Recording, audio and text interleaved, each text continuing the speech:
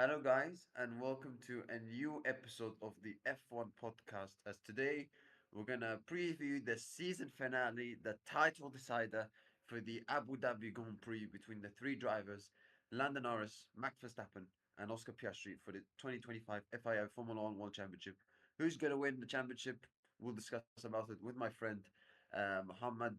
Um, so obviously, Muhammad, as a McLaren fan after having seen the shenanigans that happened in Qatar. And we're not going to talk about Qatar, by the way, for the reminder of the people, because we're here to preview and for this final Championship race, and finale, it's the yeah. most We're important gonna one. focus Yeah, on Abu Dhabi. We're not gonna focus on yeah, Qatar.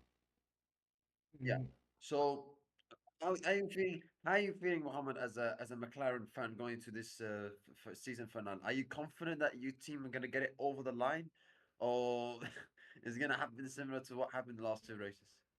I don't know how good Red Bull are around Abu Dhabi, and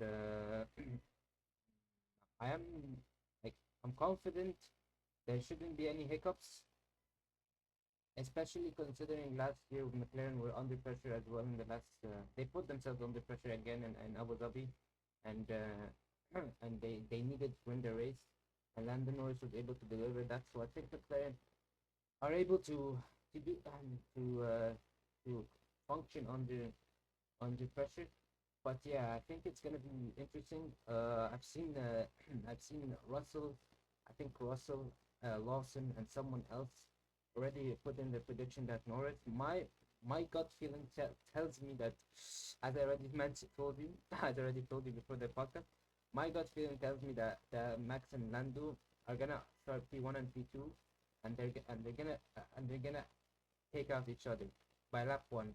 I think they're both gonna be aggressive, or at least Verstappen is gonna be aggressive, uh, trying to overtake Lando, or vice versa.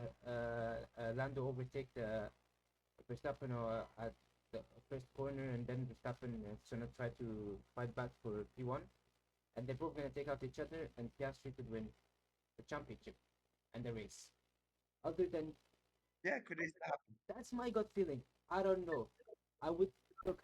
I don't care whoever wins. I don't care if it's Lando or Piastri. I would rather Piastri, of course, but I don't care if Lando wins or Piastri wins. I just don't want Verstappen to win. I know that's a little bit biased or anything. I like Verstappen as well as a racing driver, but I would rather someone else win other than Verstappen this season. I You want a I new know I winner, know basically. some people might say McLaren don't deserve it, but I think I some people might say McLaren don't deserve it because they're fuck ups and stuff like that. I still see, I still think they deserve it. They came out guns blazing at the start of the season.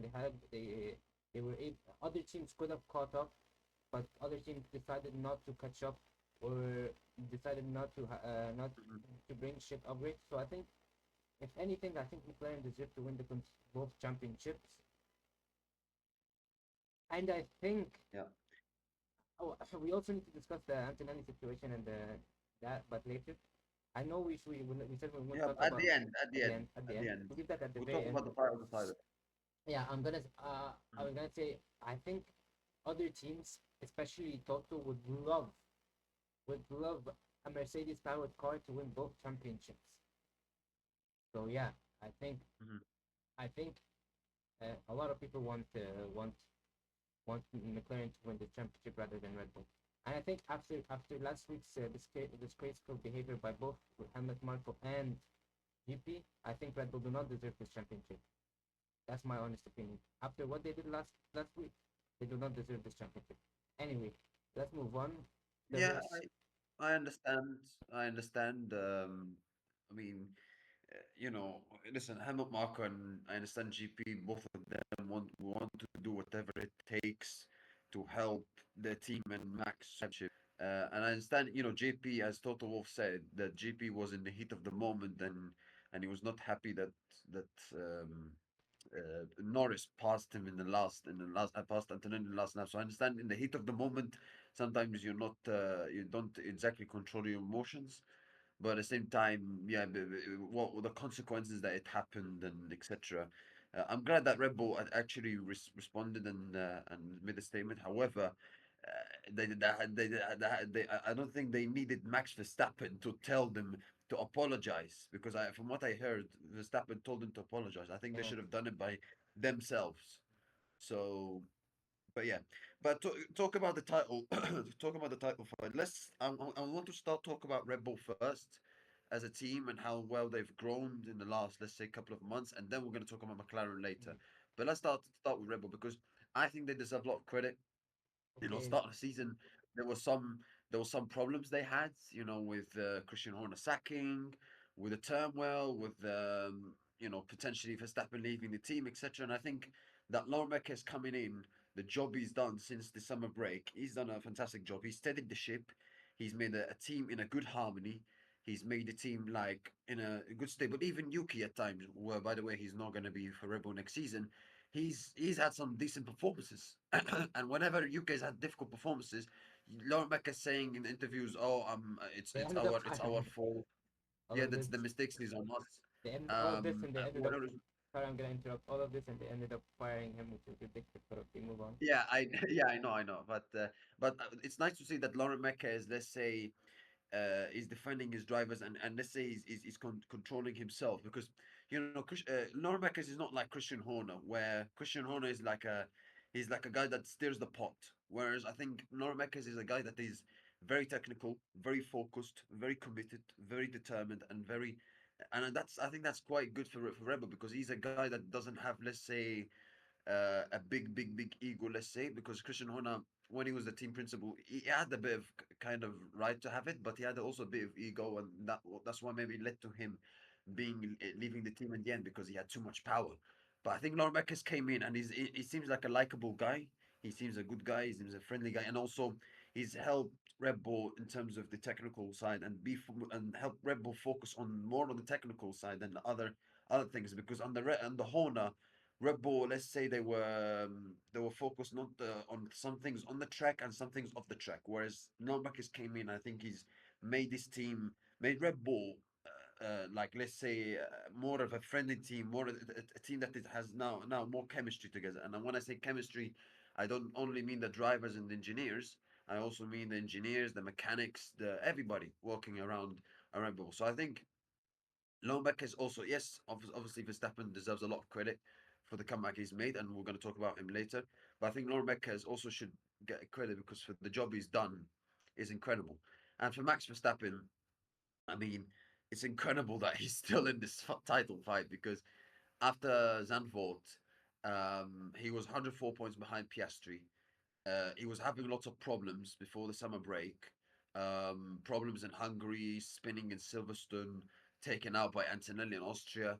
The head loss in Spain, and for somehow to still come back and still win, and still get points. I mean, since the summer break, in all the races he's entered, Max Verstappen is always finished in the podium, always finished in the podium, and that's incredible. Like even in Brazil, where Red Bull was struggling, he still managed to find a way to get the podium. I mean, he's been performing amazing one yet again. And what I like about Verstappen is that he still has that hunger. He still has that desire that wants to win and win and win. Because some drivers, when they win, let's say 3, 4 titles, let's say they stop. But Verstappen is not like that. That's why Schumacher and Hamilton are the creators are considered the best. Uh, and you could say Verstappen also is that as well because he wants to keep winning. He still has that hunger, desire, and he keeps improving, and winning. So, the incredible consistency of Verstappen is you have to admire, and especially like I said, he was 104 points behind, and for him to still be in this title fight after all the problems that Red Bull had for most of the season is incredible. Is incredible and for him to still have 7 wins, where most of those were half of those wins were Red Bull not the fastest car, because let's say when he won in Japan, Red Bull were not the fastest. When he won in Austin and Imola, Red Bull were not the fastest, and he still finds a way to still be in the top. Like that's what I like about Verstappen is that he still finds a way to still be up there despite the problems he's had, and that's what makes me admire more about Verstappen because having the fastest car is it's not easy, but at the same time it gives you a better chance to execute it very good.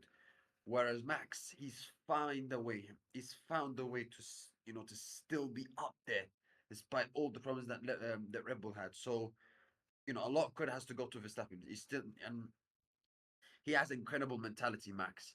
That he still wants to win. He's still, he's and in the press conferences, he he looks like a guy that doesn't care about winning the championship. But when he drives the car on the track, he will care a lot.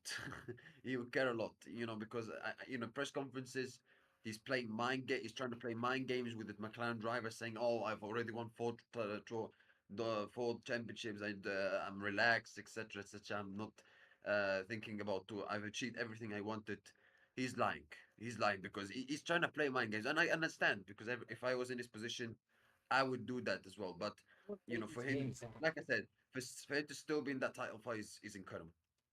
But during, I feel like he needs to hunker down his ego a little bit because during the Hamilton's period of winning multiple championships in a row, he didn't have this big of an ego. He was a little bit humble compared to Verstappen. He could, that's Listen, the I only thing. understand. The only thing I I understand. dislike about Verstappen is his ego and his big mouth. That's all. That's all. Listen, listen. Hamilton won He's the, seven championship. Has never said, "Oh, oh, I won five champion." Heard. I've never heard Hamilton go out in a press conference and say, "I'm a seven-time world champion. I deserve this, this, this." He's never done that. So does it?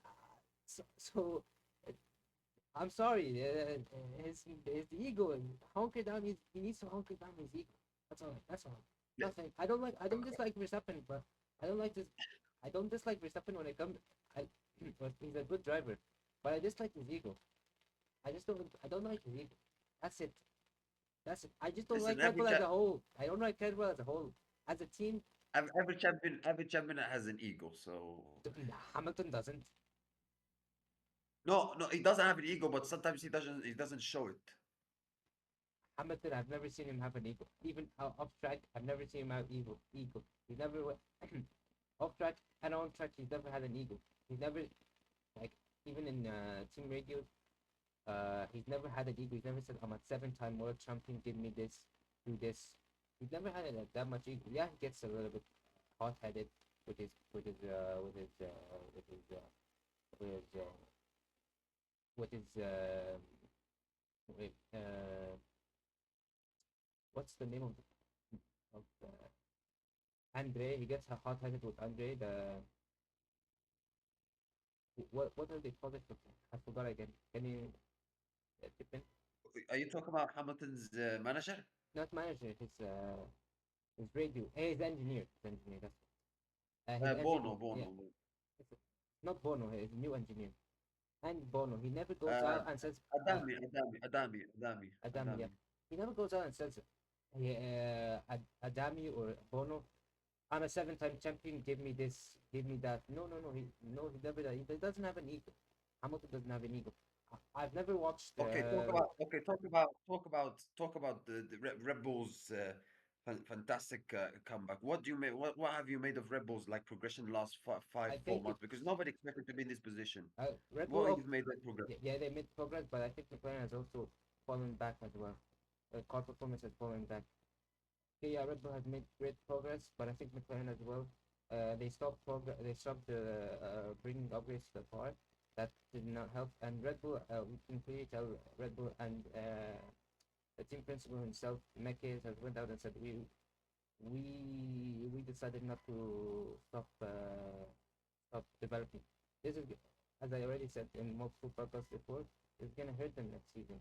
They're gonna come out slow, and it's gonna hurt them. If a team comes out guns blazing, if McLaren come out guns blazing, if Mercedes come out guns blazing, and they build up a nice lead at the front, Red Bull are not gonna be able to catch up and put in a fight. I'm just gonna put that out there.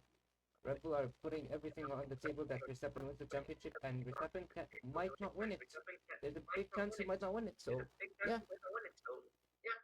that's my opinion. Do you not think that I know you say McLaren stopped their development, but do you not think that Red Bull did fantastically well to capitalize on McLaren not Yes, developing their car? yes, they did. They did. They did an excellent job. but So what would mm, but McLaren have yeah. also something other thing. Oh, McLaren, yes, absolutely. They have dropped the ball a little bit, but I think you cannot put it all down to a team, falling off because it's not Red Bull's fault that McLaren dropped the ball. You have to also give credit to other teams because other teams improved. Red Bull improved. Mercedes, to some extent, improved a little bit as well. So.